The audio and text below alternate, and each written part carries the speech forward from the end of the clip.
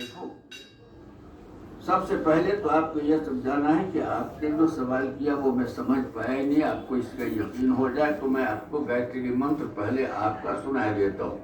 تو میں نے ان کی گایتری منتر کو اپنی زبان سے ادا کر دیا، اسی انداز سے جو انداز سے ادا کیا جاتا ہے. اوم سے شروع ہے. اوم سویتورواریم بھارگو دیوس دھیمہی دیو یو نہ پرچوریاتی. یہی تو ہے. اس کے بعد میں نے عرض کیا کہ دیکھیے ہمارے پوتر قرآن میں جو گایتری منتر ہے اس کو پڑھنے کے لیے 2 سینٹنس، 2 واقع، 2 جملے پڑھے جاتے ہیں، وہ گایتری منتر نہیں ہے. اور اس کے بعد میں نے بتایا اعوذ باللہ من الشیطان الرجیم بسم اللہ الرحمن الرحیم، یہ گایتری منتر نہیں تھا. اور اس کے بعد سورہ فاتحہ میں نے پڑھ اور اس کا میں نے ترجمہ کر دیا سرل ہندی میں، آسان ہندی میں، جو ان کی سمجھ میں آئی. الحمدللہ رب، تمام سراہنے یوگ باتیں اس ایشور کے لیے جو وشو کا پالن ہار ہے، پرم پتا کرپالو اور کرپا شیل ہے، پرلے کے دن کا مالک ہے. ہم آپ ہی کی اپاسنا اور سندھیا کرتے ہیں اور آپ ہی سے سہایتا چاہتے ہیں.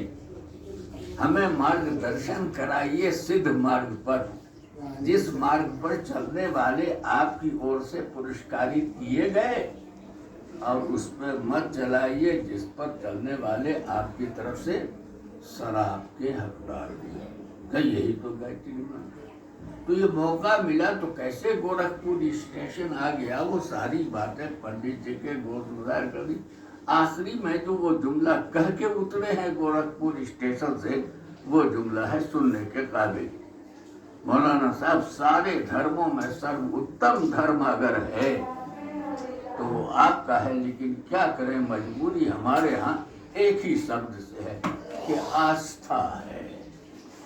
اب اس کا کیا علاج ہے؟ اس کا علاج تو بہار میں کانکے ہی میں ہو سکتا ہے، یا پھر نینی تال المورا میں ہو سکتا ہے، پاگل خانے میں.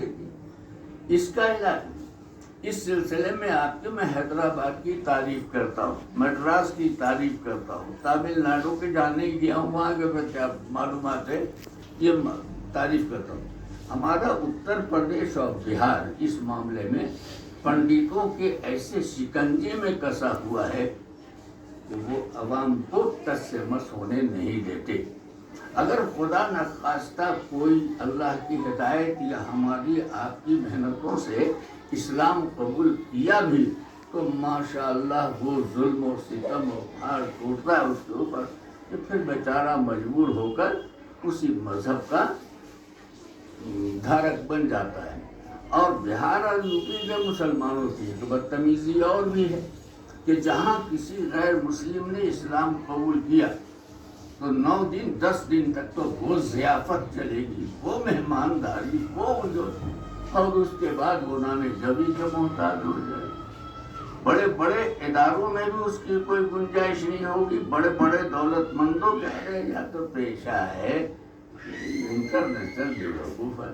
ارے اس کو ہاتھوں ہاتھوں، بلکہ میں تو اکثر و بیشتر مالداروں سے کہا کرتا ہوں کہ اگر کوئی غیر مسلم اسلام قبول کر کے آپ کے چرنوں کا داسی بننے کے لیے آ جائے، آپ کا شیدائی بننے، تو 25,000 روپیہ آپ کے پاس ہے، اس کے لیے ٹھیلا ہی خرید لو، دکانداری کر لو، اور اس کی آمدنی سے خرچ کے لیے اس کو پیسہ دے دو اور باقی اپنا لوٹاؤ. جب وہ 25,000 آپ کے پاس لوٹ جائیں اس کو مالک بنا دیجیے. اگر اس طریقے سے یہ اسکیم چلایا جائے، میں نے اس سلسلے میں حضرت مولانا منت اللہ صاحب سے بھی گزارش کیا تھا. مولانا ولی کا آپ جواب کیا ملا مجھے؟ مولانا ولی صاحب تو خاموش ہو گئے. رحمۃ اللہ علیہ مولانا منت اللہ صاحب کا جواب ملا کہ سب کام ہم ہی کریں، آپ ہی کیجیے. آپ پاورفل ہیں، آپ کے اندر اللہ نے قوت دی، آپ کی ایک آواز پر سینکڑوں اور ہزاروں الفاظ لبیک کریں گے. میں کون ہوں؟ میں کون سی کھیت کا مولی ہوں؟ میں کون سی کھیت کا غالب؟ یہ جواب ملا تو ہمتیں ٹوٹ جاتی ہیں، اور بیچارہ جانتے ہوئے بھی، حق بات مانتے ہوئے بھی وہ اسلام کے دائرے میں نہیں آتا.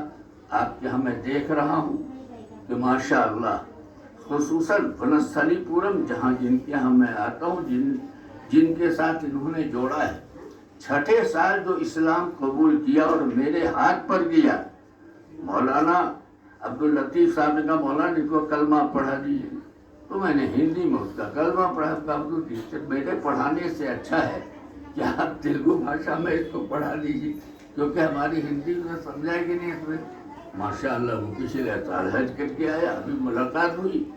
क्या भाई ताहिर इमाम साहब है, देखिए हमारे पूर्णिया जिला के इमाम है हमारी मस्जिद में, और मैं नमाज भी पढ़ता हूँ और 5 पारे मैं इनसे सीख कर हिफ्ज कर चुका हूँ, छठा चल रहा है।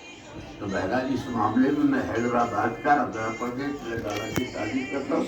अल्लाह तबारक व तआला इस स्कीम को यहाँ जारी रखे, आने जाने का सिलसिला जारी रखे।